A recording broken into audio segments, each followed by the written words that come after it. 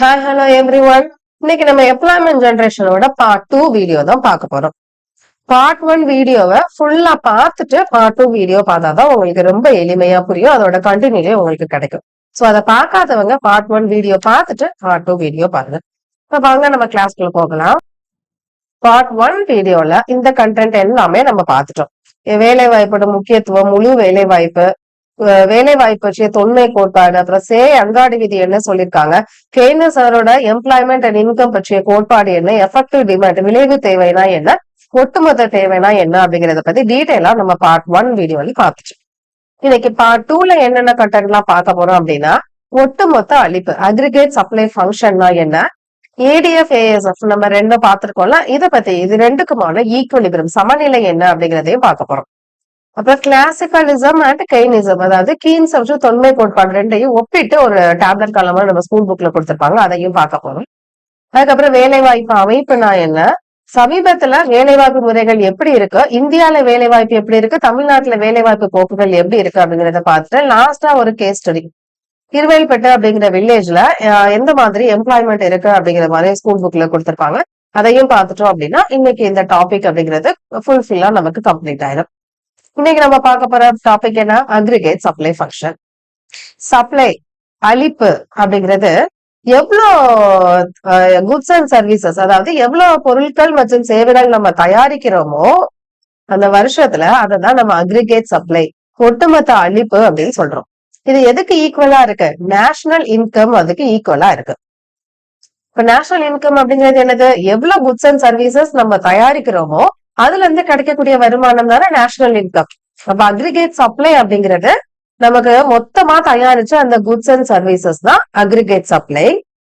அதுல இருந்து கிடைக்கக்கூடிய வருமானம் தான் நேஷனல் இன்கம். அக்ரிகேட் சப்ளை எதுக்கு ஈக்குவல் சொல்றாங்க, நேஷனல் இன்கம், நாட்டு வருமானத்துக்கு ஈக்குவல் சொல்றாங்க. இப்ப நிறைய ஒர்க்கர்ஸ நம்ம அதாவது நிறைய ஒர்க்கர்ஸ் வச்சு ஒரு வேலையை செய்யறோம் அப்படின்னா அது மூலமா நிறைய ப்ரொடக்ஷன் நம்ம கொடுக்கலாம். அப்ப நிறைய ப்ரொடக்ஷன் இன்க்ரீஸ் ஆச்சு அப்படின்னா என்ன அர்த்தம், அக்ரிகேட் சப்ளை இன்க்ரீஸ் ஆகுதுன்னு அர்த்தம். அதாவது மத்தவங்களுக்கு கொடுக்கறதுக்கான அந்த பொருள் அப்படிங்கிறது நம்ம கிட்ட நிறைய ப்ரொடக்ஷன் பண்ணி வச்சிருக்கோம். அப்ப நிறைய ப்ரொடக்ஷன் பண்ணணும் அப்படின்னா அதுக்கு ஏத்த மாதிரி வேலை வாய்ப்பு அப்படிங்கறத மத்தவங்களுக்கு நம்ம வழங்குவோம். இப்போ ஒரு பொருளை தயாரிக்கிறதுக்கு எது ரொம்ப முக்கியம், காஸ்ட் ஆஃப் ப்ரொடக்ஷன். ஏன்னா என்ன பண்றோம், நம்ம அந்த லேபருக்கு காசு கொடுக்கணும், அதுக்கப்புறம் ரா மெட்டீரியல் வாங்கணும் அந்த பொருள் தயாரிக்கிறதுக்கு, இதெல்லாம் சேர்ந்துதான் அந்த காஸ்ட் ஆஃப் ப்ரொடக்ஷன் அப்படிங்கிறது. அப்போ எப்போ நமக்கு ப்ராஃபிட் கிடைக்கும், நமக்கு விற்கக்கூடிய அந்த, அதாவது நம்ம ஒரு பொருளை தயாரிக்கிறோம், அதை அவங்க கிட்ட கொண்டு போய் விற்கிறோம். ஒரு பொருளை தயாரிக்கிறதுக்கு எவ்வளவு செலவு ஆகுதோ அதை விட நமக்கு வருமானம் அதிகமா வரணும். அப்படி வந்தா மட்டும்தான் அந்த தொழில் முனைவோர் என்ன பண்ணுவாங்க, இன்னுமே நிறைய ஒர்க்கர்ஸ பணி அமைத்து அது மூலமா நிறைய குட்ஸ ப்ரொடியூஸ் பண்ணுவாங்க. அப்ப ப்ராஃபிட்டை பொறுத்தும் வேலை வாய்ப்பு அப்படிங்கிறது மக்களுக்கு கிடைக்கும் அப்படின்னு சொல்றாங்க. நெக்ஸ்ட் அக்ரிகேட் சப்ளை பிரைஸ், மொத்த விநியோக விலை அப்படிங்கிறது. இப்ப ஒரு ஆண்டர்பிரனர் ஒரு சில ப்ராடக்டா தயாரிக்கிறாங்க, அப்படி தயாரிக்கிறது மூலமா அவங்களுக்கு ஒரு மணி அப்படிங்கிறது கிடைக்கும்ல, எவ்வளவு மணி கிடைக்கும் அப்படின்னு சொல்லி அவங்க எதிர்பார்க்கிறாங்களோ அதுதான் அக்ரிகேட் சப்ளை பிரைஸ், மொத்த விநியோக விலை அப்படிங்கிறது. அப்போ எப்பெல்லாம் வேலை வாய்ப்பு அதிகமா இருக்கோ அப்பெல்லாம் என்ன இன்க்ரீஸ் ஆகும், இந்த அக்ரிகேட் சப்ளை பிரைஸ் இன்க்ரீஸ் ஆகும். எப்படி, நிறைய பேரை பணி அமர்த்தி இருக்கோம் அப்படின்னா நிறைய பொருளை நம்ம தயாரிப்போம். நிறைய பொருளை தயாரிச்சோம் அப்படின்னா அது மக்கள் கிட்ட கொண்டு போய் சேரும் போது நமக்கு நிறைய பணம் அப்படிங்கிறது கிடைக்கும். அப்போ அக்ரிகேட் சப்ளை பிரைஸ் அப்படிங்கிறது ஆட்டோமேட்டிக்கா இன்க்ரீஸ் ஆகும். இந்த அக்ரிகேட் சப்ளையோட காம்பனன்ஸ் என்னென்ன அப்படின்னு நம்ம ஃபர்ஸ்ட் பார்க்கலாம். இதுல ஒரு 4 காம்பனன்ஸ் கொடுத்திருக்காங்க. ஃபர்ஸ்ட் கன்சம்ஷன் எக்ஸ்பெண்டிச்சர், நுகர்வு செலவு.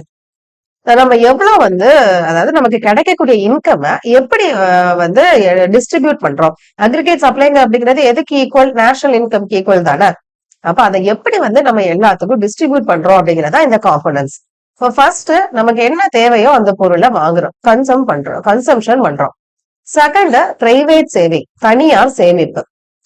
ஒரு சில அமௌண்ட் நம்ம என்ன பண்ணுவோம், தனியா சேமிச்சு வச்சிருவோம். மூணாவது டாக்ஸ் அப்படிங்கறத பேமெண்ட் பண்ணுவோம். இதுல நீங்க நோட் பண்ண வேண்டியது என்னன்னா, இந்த நெட் டாக்ஸ் பேமெண்ட் அப்படிங்கிறது நம்ம கவர்மெண்ட்டுக்கு ஒரு டாக்ஸ பே பண்ணுவோம். கவர்மெண்ட் அதை வச்சு என்ன பண்ணுவாங்க, நமக்கு மானியம் வழங்குவாங்க, இல்லைன்னா வட்டி விகிதம் மாதிரி ஏதாவது ஒரு டீ பில் அந்த மாதிரி வாங்கியிருந்தோம் அப்படின்னா அதுக்கான வட்டி விகிதம் அப்படிங்கிறத கொடுப்பாங்க. சோ அப்ப நெட் டாக்ஸ் பேமெண்ட் அப்படிங்கிறது நம்ம கொடுக்கறது கவர்மெண்ட் திருப்பி அதை நமக்கு கொடுக்கறது ரெண்டையும் மைனஸ் பண்ணி கிடைக்கிறதா அந்த நெட் டாக்ஸ் பேமெண்ட் அப்படிங்கிறது. நிகர வரி வசூல். அப்புறம் லாஸ்டா இப்ப ஏதாவது ஃபாரின் கண்ட்ரீஸ்க்கு டொனேஷன் மாதிரி ஏதாவது ஒரு அமௌண்ட் கொடுத்திருந்தோம் அப்படின்னா அதையுமே நம்ம இங்க இன்க்ளூட் பண்ணிப்போம். அப்ப அக்ரிகேட் சப்ளை அப்படிங்கிறது எதெல்லாம் ஈக்குவல்? சினா கன்சம்ஷன், எஸ்னா என்னது? சேவிங்ஸ், அதாவது சேமிப்பு. டி அப்படிங்கிறது tax payment, net tax payment, நிகர வரி வசூல். லாஸ்ட் ஆர்எஃப் அப்படிங்கிறது personal desire transfer payment to the foreigners. தனி மனிதர் வெளிநாட்டவருக்கு கொடுக்கின்ற மாற்று செலுத்துகள் தான் ஆர்எஃப் அப்படிங்கிறது. அப்ப இது எதுக்கு equal? Aggregate income generated in the economy. இதுதான் அக்ரிகேட் சப்ளையோட காம்பனன்ட். நெக்ஸ்ட் ஒரு கிராஃப் கொடுத்திருப்பாங்க. இந்த கிராஃப் கீழே ரெப்ரசென்ட் பண்ணிருக்கிறது என்ன அப்படின்னா வேலை வாய்ப்பு அப்படிங்கிறது. இந்த ஒய் ஆக்சிஸ்ல இருக்கிறது எதிர்பார்க்கக்கூடிய வருமானம். கீழே இருக்கிறது என்னது? வேலை வாய்ப்பு. இங்க மேல ஒய் ஆக்சிஸ்ல இருக்கிறது எதிர்பார்க்கக்கூடிய வருமானம். இப்போ இந்த ஒவ்வொரு கர்வையும் நம்ம பார்க்கலாம். ஃபர்ஸ்ட் என்ன கர்வு? ஃபர்ஸ்ட் என்னது? Z அப்படிங்கிறது நமக்கு கிடைச்சிருக்கு. அது எப்படி இருக்கு? இப்படி ஒரே மாதிரியா போய்கிட்டு இருக்கு. இந்த கர்வ் எக்ஸ்பிளைன் பண்றதுக்கு ஒரு எக்ஸாம்பிள் சொன்னேன் அப்படின்னா உங்களுக்கு ரொம்ப ஈஸியா புரியும். இப்போ ஒரு ஃபேக்டரியில 10 எம்ப்ளாயரை வச்சு வேலை பார்த்துட்டு இருக்காங்க, ப்ரொடக்ஷன் பண்ணிட்டு இருக்காங்க. இந்த 10 எம்ப்ளாயர்ஸ்க்கும் ஒவ்வொருத்தருக்கும் 10,000 சேலரி கொடுக்குறாங்க அப்படின்னா இருக்கக்கூடிய 10 பேருக்கும் 1 லட்சம் ரூபாய் சேலரி அப்படிங்கறது அவங்க கையில இருந்து கொடுக்காங்க. அப்ப 1 லட்சம் ரூபாய் கூலி அப்படிங்கிறது ஆண்டர்பிரனர், தொழில் முனைவோர் கிட்ட இருந்து போகுது. அப்ப 2 வருஷத்துக்கு இதே 10 எம்ப்ளாயர் தான் இருக்காங்க அப்படின்னா அந்த 10 எம்ப்ளாயரால எவ்வளவு ப்ரொடக்ஷன் கொடுக்க முடியுமோ அதை கொடுப்பாங்க. இன்னும் நிறைய ப்ரொடக்ஷன் கொடுக்கணும் அப்படின்னா அதை என்ன பண்ணணும்? இன்னும் கொஞ்சம் வேலையாட்களை அமர்த்தணும். அப்படி பணியாட்களை அமர்த்தினா மட்டும்தான் இன்னும் கொஞ்சம் ப்ரொடக்ஷன் அப்படிங்கிறது நமக்கு இன்க்ரீஸ் ஆகும். அப்ப 2 வருஷம் எப்படி இருக்கு? அதே வேலையாட்கள் தான் இருக்காங்க, ப்ரொடக்ஷனும் அதே மாதிரி தான் இருக்கு. இதுதான் இந்த Z கர்வ் அப்படிங்கிறது.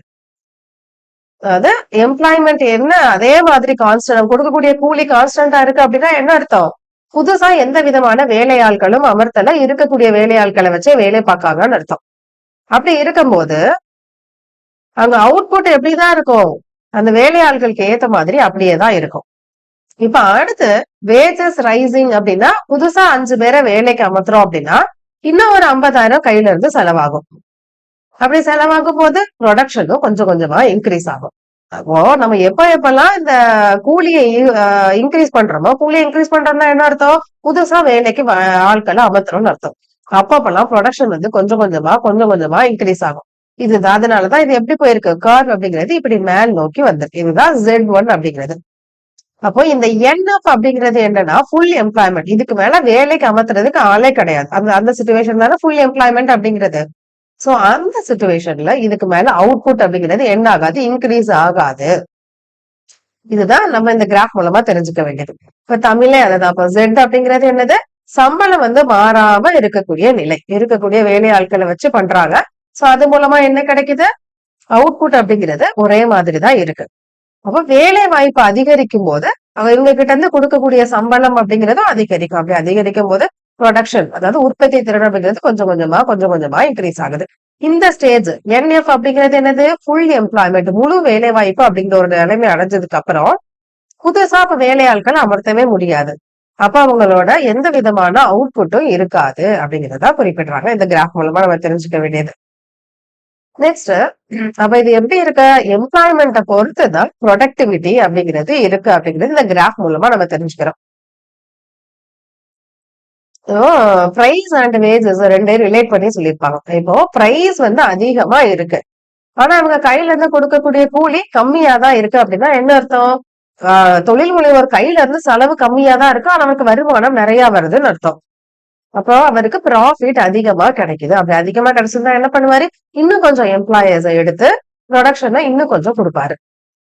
அதே டைம் பிரைஸ் கம்மியா இருந்துச்சு, பிரைஸ் ரொம்ப கம்மியாயிருச்சு அப்படின்னா அவருக்கு வருமானம் கம்மியா இருக்குன்னு அர்த்தம். அதே டைம்ல வேஜஸ் அதிகரிச்சிச்சு அப்படின்னா அவருக்கு ப்ராஃபிட் அப்படிங்கிறதே இருக்காது. அப்ப அவர் அடுத்து இன்வெஸ்ட் பண்ணி ப்ரொடக்ஷன் பண்ணுவாரா? பண்ண மாட்டாரு, இன்வெஸ்ட் பண்றதை கம்மி பண்ணுவாரு.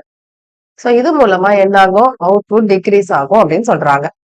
Next equilibrium between ATF and ASF. ATF ASF ஓட சமநிலையை தான் நம்ம பார்க்க போறோம். கேனிஸ் அவருடைய கோட்பாடான இன்கம் அண்ட் டெவலப்மெண்ட், அதாவது வருமானம் மற்றும் வேலை வாய்ப்பு அப்படிங்கிற கோட்பாட எதை வச்சு டிட்டர்மைன் பண்ணுவாரு அப்படின்னா இந்த 2 செக்டார் மாடலை பேஸ் பண்ணி தான் டிசைட் பண்ணுவாரு. மொத்தம் 2 sector model, 3 sector model, 4 sector model, மொத்தம் 3 இருக்கு. இந்த 3 பத்தியுமே நம்ம டீடைலா எக்கனாமிக் பிளேலிஸ்ட்ல ஃபர்ஸ்ட் வீடியோவான இன்ட்ரோடக்ஷன் டு மேக்ரோ எக்கனாமிக்ஸ்ல நம்ம டீடைலா பார்த்திருப்போம். அப்ப இவர் அதுல எந்த மாடல் எடுத்துக்காரு அப்படின்னா 2 செக்டார் மாடல் எடுத்திருக்காங்க. இந்த 2 செக்டார் மாடல்ல யார் யாரெல்லாம் இருப்பாங்க? ஹவுஸ் ஹோல்டு செக்டாரும் பிசினஸ் செக்டாரும், அதாவது வீட்டுத்துறையும் வணிகத்துறை தான் இருப்பாங்க. இதுல ஹவுஸ் ஹோல்டு செக்டார் என்ன பண்ணுவாங்க, எப்படி என்ன டிசைட் பண்ணுவாங்க, எவ்வளவு அவங்க கையில இருந்து கன்சியூம், அதாவது எவ்வளவு அவங்க கையில செலவு பண்ணி பொருளை வாங்குறாங்க அப்படிங்கிறது ஹவுஸ் ஹோல்டு செக்டார் தான் தீர்மானிக்கிறது. இன்னொரு துறை என்னது? இண்டஸ்ட்ரியல் செக்டார், வணிக நிறுவனங்கள் என்ன டிசைட் பண்றாங்க அப்படின்னா எவ்வளவு நம்ம கையில இருந்து இன்வெஸ்ட் பண்ணி ஒரு பொருளை தயாரிக்கலாம் அப்படிங்கறத டிசைட் பண்றது யாரு? Industrial sector. சோ இது 2 செக்டாரை பேஸ் பண்ணிதான் கேனிஸ் அவரோட தியரியான இன்கம் அண்ட் எம்ப்ளாய்மெண்ட் அப்படிங்கறத டிட்டர்மின் பண்ணிருக்காங்க. இதுல கன்சம்ஷன் அப்படிங்கிறது லீனியரா இருக்கும். ஏன்னா கன்சம்ஷன் அப்படிங்கிறது எதை பொறுத்து இருக்கும், அவங்களுக்கு எவ்வளவு வருமானம் வருதோ அதுக்கு ஏத்த மாதிரி தானே கன்சம்ஷன் அப்படிங்கிறது இருக்கும். அதனால அது லீனியரா இருக்கும். அதே இது இன்வெஸ்ட்மெண்ட் அப்படிங்கிறது அட்டானமஸ், தன்னிச்சையானது. அதாவது இன்கம் டிபெண்ட் பண்ணி இருக்காது, இன்கம் கம்ப்ளீட்டா இண்டிபெண்டா இருக்கிறது தான் இன்வெஸ்ட்மெண்ட் அப்படிங்கிறது. இதுல 2 அப்ரோச்சஸ் இருக்கு. ஈக்குலிபிரம், அதாவது இன்கம் அண்ட் எம்ப்ளாய்மெண்ட் 2 ஈக்குலிபிரம் பண்றதுக்கு 2 அப்ரோச் இருக்கு. ஒன்னு aggregate demand aggregate supply approach, இன்னொன்னு சேவிங் இன்வெஸ்ட்மெண்ட் அப்ரோச், அதாவது மொத்த தேவை மொத்த வளங்கள் அணுகுமுறை, இன்னொன்னு சேமிப்பு முதலீடு அணுகுமுறை அப்படிங்கிறது. நம்மளோட புக்ல ஃபர்ஸ்ட் வே மட்டும் தான் கொடுத்திருக்காங்க. நம்ம அது மட்டுமே தெரிஞ்சுக்கிட்டா போதுமானது. இதுதான் அந்த கார். என்ன சொல்லியிருக்காங்க, இந்த சைடு எம்ப்ளாய்மெண்ட், அந்த சைடு ப்ரொசீட் அண்ட் காஸ்ட். அதாவது இந்த சைடு வேலை வாய்ப்பு, இங்க என்ன கொடுத்திருக்காங்க, மொத்த தேவை மற்றும் மொத்த அளிப்பு அப்படிங்கறத கொடுத்திருக்காங்க. இந்த கிராஃப்ல நம்ம என்ன எக்ஸ்பிளைன் பண்ணிருக்காங்கன்னு பார்க்கலாம். இந்த இ அப்படிங்கிற பாயிண்ட் தான் என்னது, சமநிலையில அடையிறது. எதுவும் ஏஎஸும் ஏடி ரெண்டுமே சமநிலையை எந்த இடத்துல அடையும் அப்படின்னா இந்த இ அப்படிங்கிற இடத்துலதான் அடையும். இப்போ ஃபர்ஸ்ட் நம்ம இதை பார்க்கலாம். ON1 அப்படிங்கிறது வேலை வாய்ப்புல ON1 இந்த ஸ்டேஜ்ல எப்படி இருக்கு அப்படின்னு பாத்தீங்கன்னா, இதுல N1R1 அப்படிங்கிறது அக்ரிகேட் சப்ளை, அதாவது மொத்த அளிப்பு. அதுக்கப்புறம் M1N1 அப்படிங்கிறது டிமாண்ட், மொத்த தேவை. இப்ப இதுல எது அதிகமா இருக்கு, சப்ளையை விட டிமாண்ட் தான் அதிகமா இருக்கு. அப்ப டிமாண்ட் அதிகமா இருந்துச்சு அப்படின்னா என்ன பண்ணுவாங்க, சப்ளை கம்மியா தான் இருக்கு. டிமாண்ட் அதிகமா இருந்துச்சுன்னா என்ன பண்ணுவாங்க, விலைவாசியை உயர்த்துவாங்க. அப்படி உயர்த்தும் போது யாருக்கு இதுல லாபம் அதிகமா இருக்கும், ஆண்டர்பிரனருக்கு லாபம் அப்படிங்கிறது கிடைக்கும். அந்த லாபம் எதுக்கு ஈக்குவலா இருக்கும், இந்த M1R1க்கு ஈக்குவலா இருக்கும் அப்படின்னு சொல்றாங்க. இன்னும் தெளிவா எக்ஸ்பிளைன் பண்ணணும் அப்படின்னா, இப்ப இந்த கிராஃப்ல N1R1 அப்படிங்கிறது என்னது, அது ஒரு ப்ரொடக்ஷன், எவ்வளவுதான் அவங்க தயாரிச்சிருக்காங்க. இப்ப எக்ஸாம்பிள் ஒரு 100 rupees அவங்க தயாரிச்சிருக்காங்க. 100 திங்ஸ் குட்ஸ் ப்ரொடியூஸ் பண்ணிருக்காங்கன்னு வச்சுக்கலாம். ஆனா மக்களுக்கு எவ்வளவு தேவைப்படுது, 200 குட்ஸ் தேவைப்படுது அப்படின்னா இப்ப என்ன பண்ணுவாங்க, இதோட விலைவாசியை உயர்த்துவாங்க. அப்படி உயர்த்தும் போது என்ன ஆகும், மக்கள் எல்லாரும் அதை வாங்குறத கம்மி பண்ணுவாங்க. ஏன்னா விலைவாசி உயரும் போது எல்லாருமே அவசரப்பட்டு அந்த பொருளை வாங்க மாட்டாங்க, அடுத்து குறையிற வரைக்கும் வெயிட் பண்ணுவாங்க. அப்போ அப்போதைக்கு மக்கள் யாருமே அதை வாங்கல அப்படின்னா என்ன ஆகும், அதோட டிமாண்ட் கம்மியாகும். இவங்களுக்கு கிடைக்கக்கூடிய அந்த ப்ராஃபிட் அப்படிங்கிறது எதுக்கு ஈக்குவலா இருக்குமா, இந்த M1R1க்கு ஈக்குவலா இருக்கும். ஏன்னா டிமாண்ட் அந்த அளவுக்கு இருக்குன்னா அதுக்கு ஏத்த மாதிரி விலைவாசியை அவங்க உயர்த்துவாங்க. அப்ப அவ்வளவு தூரம் அவங்களுக்கு ப்ராஃபிட் அப்படிங்கிறது கிடைக்கும்ல, அந்த ப்ராஃபிட் எதுக்கு ஈக்குவல், R1 M1க்கு ஈக்குவல் சொல்றாங்க. சோ இப்படி லாபம் கிடைக்கும் போது அவங்க என்ன பண்றாங்க, ஆண்டர்பிரினர்ஸ் தொழில் முனைவோர் இன்னும் நிறைய எம்ப்ளாயர்ஸ் என்ன பண்றாங்க, ஹையர் பண்றாங்க. வேலை வாய்ப்பு அப்படிங்கிறத கொடுத்து அது மூலமா இன்னும் ப்ரொடக்ஷனை இன்க்ரீஸ் பண்றாங்க. எது வரைக்கும் அவங்க இங்க அந்த வேலை வாய்ப்பு அப்படிங்கிறத கூட்டிக்கிட்டே இருப்பாங்க, இந்த இ அப்படிங்கிற பாயிண்ட ரீச் ஆகுற வரைக்கும் வேலை வாய்ப்பு அப்படிங்கிறத கொடுத்துக்கிட்டே இருப்பாங்க. இதுதான் இந்த கிராஃப்ல அவங்க எக்ஸ்பிளைன் பண்ணிருக்கிறது. இந்த இந்த ON0 அப்படிங்கிறது என்னன்னா, ON0 வரைக்கும் அவங்க என்ன பண்ணுவாங்க, வேலை வாய்ப்பை கூட்டிக்கிட்டே இருப்பாங்க. அதுக்கப்புறம் இந்த ஈக்குவலிபிரியம்ல ரீச் ஆயிருச்சு. இதுக்கப்புறம் பாத்தீங்கன்னா இந்த அக்ரிகேட் டிமாண்ட், இந்த ரெட் கலர்ல இருக்கிறது அக்ரிகேட் டிமாண்ட், ப்ளூ கலர்ல இருக்கிற அக்ரிகேட் சப்ளை.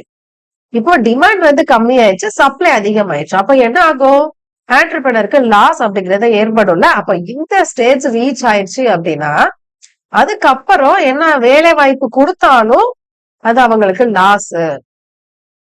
ரெண்டுமே சமநிலையில வந்துருச்சு. அதுக்கப்புறம் என்ன ஆகுது, டிமாண்ட் வந்து கம்மி ஆகுது. சாரி, டிமாண்ட் கம்மி ஆகுது, சப்ளை அதிகரிக்குது. இப்ப ஆண்டர்பிரனருக்கு அது தேவையில்லாத இழப்பு தானே. அதனால இதுக்கப்புறம் எந்த ஒரு எம்ப்ளாயிஸ் அவங்க ஹையர் பண்ண மாட்டாங்க அப்படின்னு சொல்றாங்க. ஆனா ஃபுல் எம்ப்ளாய்மெண்ட் அப்படிங்கறத ரீச் பண்றது NF அப்படிங்கிற ஸ்டேஜ்ல தான் இருக்கு. அப்ப N0 அப்படிங்கிறது என்னது, ஈக்குவலிபிரம், அதாவது ASA ரெண்டுமே ஈக்குவலான ஒரு சமநிலையில அடையிறதுதான் N0 அப்படிங்கிறது. NF அப்படிங்கிறது என்னது, முழு வேலை வாய்ப்பு அடையக்கூடிய நிலைமை. அப்போ இந்த இடப்பட்ட NF N0 கேப்ல என்ன அர்த்தம், வேலை வாய்ப்பு இல்லாம கொஞ்சம் பேர் இருக்காங்க அப்படின்னு அர்த்தம்.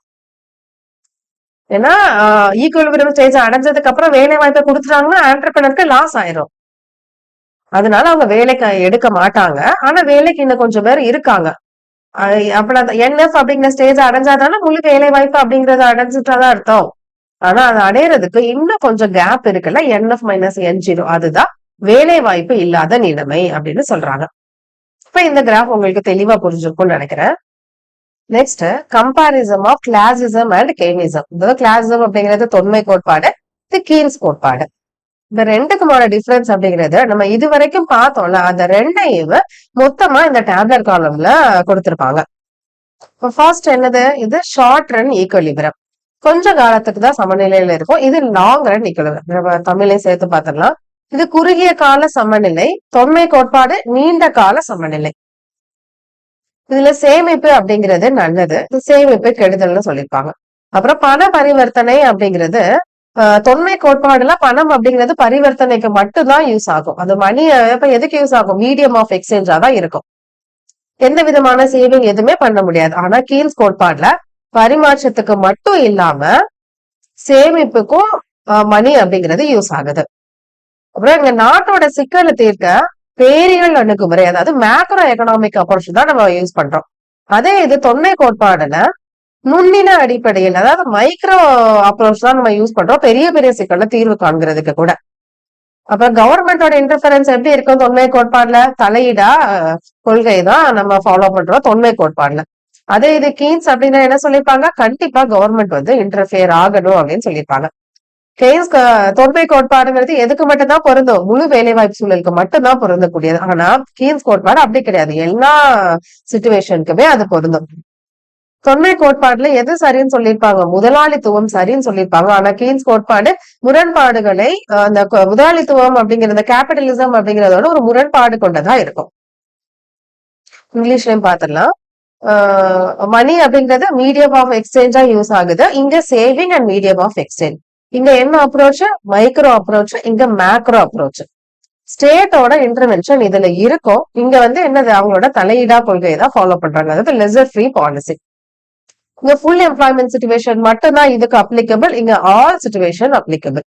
இப்ப கேபிட்டலிசம் வெல் அண்ட் குட், ஆனா இங்க கேபிட்டலிசம் அப்படிங்கிறது கான்ட்ரடிக்ஷனா இருக்கு, அதோட கருத்து அப்படிங்கிறது முரண்பாடா இருக்கும். இங்க பட்ஜெட் வந்து பேலன்ஸா இருக்கும், இங்க பொருளாதாரத்தை பொறுத்து அந்த பட்ஜெட் அப்படிங்கறத அட்ஜஸ்ட் பண்ணிப்பாங்க. நெக்ஸ்ட், சேவிங் அண்ட் இன்வெஸ்ட்மெண்ட் அப்படிங்கிறது எதை பொறுத்து இருக்கும், ரேட் ஆஃப் இன்ட்ரெஸ்ட் பொறுத்து தான் அது ரெண்டுமான ஈக்குவாலிட்டி அப்படிங்கிறது இருக்கும். இங்க வருமானத்தை பொறுத்து சேவிங் அண்ட் இன்வெஸ்ட்மெண்ட் ஈக்குவலா இருக்கும். ரேட் ஆஃப் இன்ட்ரெஸ்ட் நம்ம எதை பொறுத்து டிட்டர்மைன் பண்றோம், சேவிங் அண்ட் இன்வெஸ்ட்மெண்ட்டை பொறுத்து. ஆனா இங்க கீன்ஸ் கோட்பாடுல எதை பொறுத்து டிட்டர்மைன் பண்றோம், demand and supply of money. Rate of interest அப்படிங்கிறது ஸ்டாக், எப்பவுமே மாறாம ஒரே மாதிரி இருக்கும். ஆனா இங்க ஃப்ளோ, அதாவது தடை இல்லாம போயிட்டே இருக்கும். தொன்மை கோட்பாடோட முக்கியமான கோர் ஐடியாவே என்னது, supply create its own demand. ஆனா கீன்ஸோட இது என்னது, டிமாண்ட் தான் கிரியேட் இட்ஸ் ஓன் சப்ளை அப்படின்னு சொல்றாரு. இப்ப rate of interest is a reward. நம்ம சேவிங்குக்கான ரிவார்ட் அப்படிங்கிறது ரேட் ஆஃப் இன்ட்ரெஸ்ட்.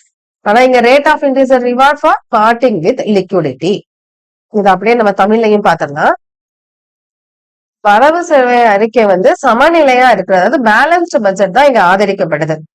ஆனா இங்க வரவு செலவு அறிக்கை அப்படிங்கிறது பொருளாதார தேவைக்கேற்ப நம்ம மாற்றிக்கிடலாம். இதுல கீன்ஸ் கோட்பாடுல அப்புறம் வட்டி விகித மாற்றம் ஏற்படும்ல, அது மூலமா தான் சேமிப்பு முதலீடு சமத்துவம் அப்படிங்கிறது இருக்கு. அதே இது இங்க வருமானத்துல ஏற்படக்கூடிய மாற்றத்தை பொறுத்துதான் சேமிப்பு முதலீடு சமநிலை அப்படிங்கிறது இருக்கு.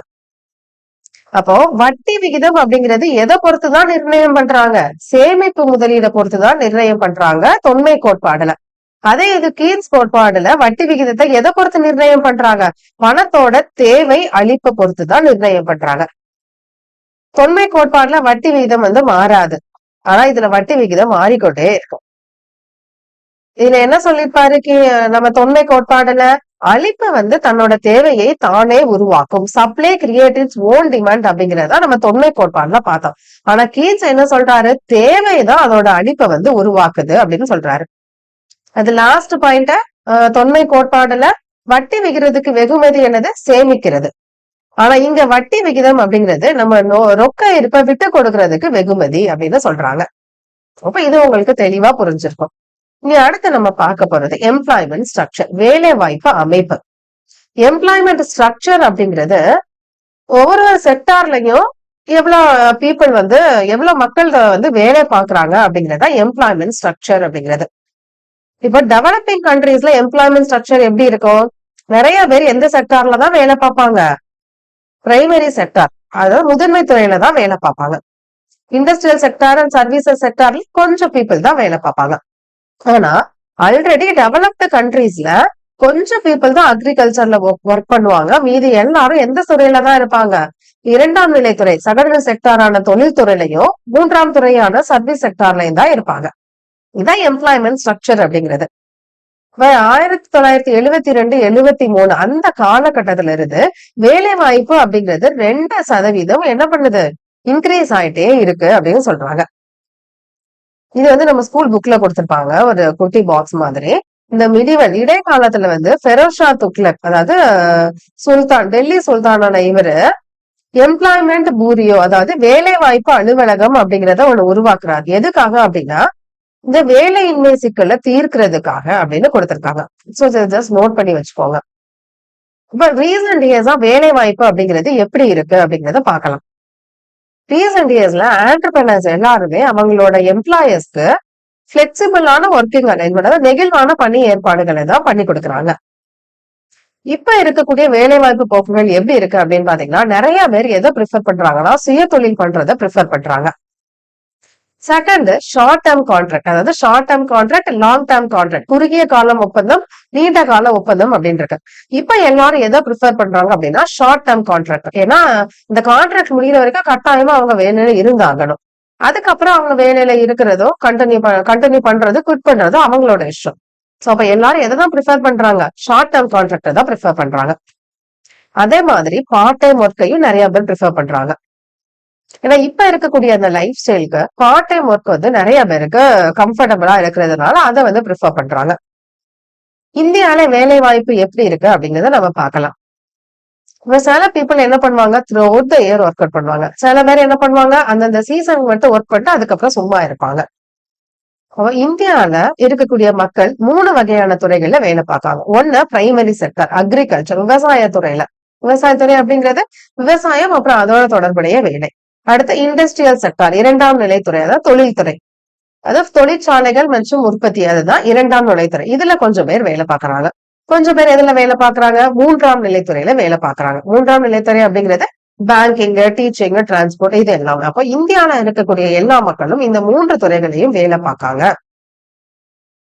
தமிழ்நாடுல வேலை வாய்ப்பு எப்படி இருக்கு அப்படின்னு பாக்கலாம். தமிழ்நாட்டுல நிறைய பேர் எதை டிபெண்ட் பண்ணி தான் இருக்காங்க? அக்ரிகல்ச்சர் டிபெண்ட் பண்ணி தான் இருக்காங்க. நான் அக்ரிகல்ச்சர் செக்டார்ல பாத்தீங்க அப்படின்னா அந்த அளவுக்கு வேலை வாய்ப்பு அப்படிங்கிறது ஏற்படல இன்னும். நிறைய முக்காவாசி எம்ப்ளாயர்ஸ் எந்த மாதிரி இருக்காங்க அப்படின்னா இன்ஃபார்மல் செக்டார், அன்ஆர்கனைஸ்டு செக்டாருக்கு கீழே ஒர்க் பண்றாங்க. இன்ஃபார்மல் செக்டார் அப்படின்னா அரசு கிட்ட வந்து அதாவது ஃபார்மல் செக்டார் அப்படின்னா ஃபார்மலா கவர்மெண்ட் கிட்ட லைசன்ஸ் வாங்கி அது மூலமா நடத்தக்கூடிய செக்டார் தான் ஃபார்மல் செக்டார். ஆனா இங்க தமிழ்நாட்டுல வேலை பார்க்கிற முக்காவாசி பேர் எதுலதான் வேலை பார்க்கறாங்க, இன்ஃபார்மல் செக்டாரா அன்ஆர்கனைஸ் செக்டார்ல வேலை வாய்ப்பு அப்படிங்கிறது அதிகமா இருக்கு அப்படின்னு கொடுத்திருக்காங்க. இந்த டேட்டா எல்லாமே நம்மளோட ஸ்கூல் புக்ல தான் கொடுத்திருக்காங்க. நெக்ஸ்ட் இருவேல்பேட்டை அப்படிங்கிற வில்லேஜ்ல எம்ப்ளாய்மெண்ட் எப்படி இருந்து எந்த நிலைக்கு வந்திருக்கு அப்படிங்கறத நம்ம லாஸ்டா பார்க்க போறோம். இருவேல்பேட்டை அப்படிங்கிறது விழுப்புரம் டிஸ்ட்ரிக்ட்ல இருக்கக்கூடிய ஒரு கிராமம். இத பத்தி கிட்டத்தட்ட ஒரு 100 வருஷத்துக்கு மேல நிறைய ஸ்காலர்ஸ் வந்து இதை பத்தி படிச்சிருக்காங்க. இதை வந்து ஸ்லாட்டர் வில்லேஜ் அப்படின்னு சொல்றோம். எதுக்காக அப்படின்னா இந்த கில்பர்ட் ஸ்லாட்டர் அப்படிங்கிறவரு எந்த யூனிவர்சிட்டி ஆஃப் மெட்ராஸ்ல ப்ரொஃபஸரா இருந்தாரு. அவர் தான் ஃபர்ஸ்ட் அவரோட ஸ்டூடெண்டோட வந்து இந்த வில்லேஜ பத்தி ஸ்டடி பண்ணிருப்பாரு. அதனால இந்த ஸ்லாட்டர் வில்லேஜ் அப்படிங்கிற மாதிரி சொல்றாங்க. எதுக்காக இந்த ஆய்வு மேற்கொள்றாங்க அப்படின்னா ஒரு வில்லேஜ் லெவல்ல எப்படி வேலை வாய்ப்பு அப்படிங்கிறதும் பொருளாதார மாற்றம் அப்படிங்கிறது எப்படி ஏற்படுது அப்படிங்கறத புரிஞ்சுக்கிறதுக்காக தான் இந்த ஆய்வு அப்படிங்கிறத மேற்கொள்றாங்க. இது கவர்மெண்ட் சைட்ல இருந்து என்னென்ன முயற்சிகள்லாம் பண்றாங்க அப்படின்னா இந்த மாதிரி பிரைமரி ஹெல்த் கேர் ஆரம்ப சுகாதார சேவைகளை வழங்குறாங்க. நிறைய ஸ்கூல்ஸ் ஓபன் பண்ணி கொடுக்குறாங்க. அப்புறம் பிடிஎஸ் அப்படிங்கிறது public distribution system, ration card மூலமா நிறைய பொருள் எல்லாம் தருவாங்கல்ல, இதை எல்லாத்தையுமே கவர்மெண்ட் சைட்ல இருந்து பண்றாங்க. இதெல்லாம் பண்ணி அந்த வில்லேஜ் எப்படி பொருளாதார முன்னேற்றம் ஏற்படுது அப்படிங்கறத ஸ்டடி பண்றாங்க. அப்போ இந்த காலத்துல வேலை வாய்ப்பு போக்கு அப்படிங்கிறது எப்படி இருந்திருக்கு, அந்த வில்லேஜ்ல அக்ரிகல்ச்சர் தான் அவங்களோட முதன்மையான தொழிலா இருக்கு. கொஞ்சம் பேர் என்ன பண்றாங்க, விவசாயத்துல இருந்து நான் அக்ரிகல்ச்சர் வேலைக்கு ஷிஃப்ட் ஆகுறாங்க. இதுதான் அவங்க ஸ்டடியில தெரிஞ்சுக்கிட்டது. இப்ப இந்த டேட்டாவா பாத்தீங்க அப்படின்னா இன்னும் தெளிவா புரியும். 1981 பயிரிடுவரோட எண்ணிக்கை 42% இருந்தது. 2008 33% குறைஞ்சிருக்கு. அடுத்து விவசாய புள்ளிகள் அக்ரிகல்ச்சர் லேபரர்ஸ் அப்படிங்கிறவங்க 34% இருந்தவங்க 2008 26% குறைஞ்சிருக்காங்க. ஆனா விவசாயம் அல்லாத தொழிலாளர்களை பாத்தீங்கன்னா 24% இருந்து 41% இன்க்ரீஸ் ஆயிருக்காங்க. அதேதான் இந்த கிராஃப்லயும் கொடுத்திருக்கோம். அப்ப என்ன அர்த்தம், 1981 34% இருந்தது 26% குறைஞ்சிருக்கு. அதே இது நான் அக்ரிகல்ச்சர் செக்டர்ல 24% இருந்து 41% இன்க்ரீஸ் ஆயிருக்கு. அப்ப என்ன அர்த்தம், அவங்க விவசாய துறையில இருந்து நான் அக்ரிகல்ச்சர் துறைக்கு வந்து அவங்க மாறி இருக்காங்க அப்படிங்கறத இந்த ஸ்டடி மூலமா அவங்க சொல்ல வர்றது. இது மூலமா இந்த ஸ்டடி மூலமா நம்ம தெரிஞ்சுக்க வேண்டியது என்ன அப்படின்னா மக்கள் வந்து ஃபார்மிங்ல இருந்து நான் அக்ரிகல்ச்சர் ஜாப்க்கு மூவ் ஆகுறாங்க. அதாவது விவசாயத்துல இருந்து விலகி விவசாயத்திற்கு அப்பாற்பட்ட வேலைகளை ஈடுபடுறாங்க. அதுக்கப்புறம் கிராமத்துல இனி முழுசா எதை மட்டும்தான் நம்பி இருக்க வேண்டாம், விவசாயத்தை மட்டும்தான் சார்ந்து இருக்க வேண்டிய அவசியம் இல்ல. மத்த செக்டார்லயும் அவங்க என்ன பண்ணிக்கலாம், அவங்களோட கிராமத்தை அடுத்த லெவலுக்கு கொண்டு போய்க்கலாம். விவசாயத்துக்கு அப்பாற்பட்ட நிறைய வேலை வாய்ப்பு அப்படிங்கிறது கிராமத்துல ஏற்பட்டிருக்கு. இதுக்கு முக்கியமான காரணம் என்னது, கல்வி வளர்ச்சி, அரசோட மேம்பாட்டு திட்டங்கள், நகர்ப்புறத்தோட தாக்கம், இது எல்லாமே வந்து காரணமா இருக்கலாம் அப்படிங்கிறத நம்ம இது மூலமா தெரிஞ்சுக்கிறோம். ஓகே, எம்ப்ளாய்மெண்ட் ஜெனரேஷன் அப்படிங்கிற டாபிக் இதோட முடிஞ்சிருச்சு. இந்த கிளாஸ் எப்படி இருந்துச்சு அப்படிங்கறத மறக்காம கமெண்ட் பண்ணுங்க. பிடிச்சிருந்ததுன்னா லைக் பண்ணுங்க, உங்களோட ஃப்ரெண்ட்ஸுக்கு ஷேர் பண்ணுங்க, சப்ஸ்கிரைப் பண்ணிக்கோங்க. தேங்க்யூ.